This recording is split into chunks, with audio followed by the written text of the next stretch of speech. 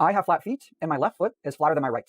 But I don't wear custom insoles, I don't wear motion control shoes, I don't have ankle or foot issues, and I've never had any lingering pain. The rest of my body isn't crooked because of the shape of my feet, and I'm not worried about developing problems in the future. I don't need to fix my flat feet, and you probably don't either. I'll tell you why. Let's start by answering the question, what is normal foot posture? When viewing a foot from behind, many people would assume that a normal foot should have a heel that lines up with the lower leg and sits at a right angle to the floor. This position would also be associated with a normal arch. If you don't meet this standard, then you'd generally be classified as having a low arch with a flat or pronated foot, or as having a high arch with a supinated foot. However, a study by McCoyle et al. In 1988 found that 84% of healthy females between the ages of 18 and 30 displayed more of the pronated foot posture. Additionally, 1/3 of the participants demonstrated asymmetries between their feet. A different study by Ashram and Arvidsson in 1995 examining pain-free males and females between the ages of 20 and 50 concluded that none of the subjects conformed to the ideal foot.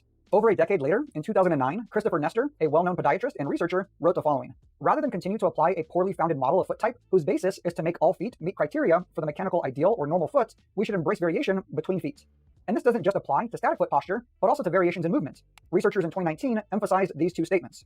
1. Pronation is a natural movement of the foot, which corresponds to a term that is widely used but not well understood. Pronation is often associated with running injuries. However, evidence for this association is weak. 2. There is no clinical definition for over, hyper, or excessive pronation. Thus, these terms should be avoided. The problem is that we pathologized normal, meaning that if your feet don't meet this unrealistic and unsubstantiated standard that was arbitrarily set over 100 years ago, then you're broken and need to be fixed. What if you have pain? Well, I'm not trying to say that the structure of your feet can never be a contributing factor to your symptoms, but that still doesn't necessarily mean that you need to fix your feet. When it comes to rehab, the goal is to modify the possible contributing factors to your symptoms, but they have to be modifiable. As an analogy,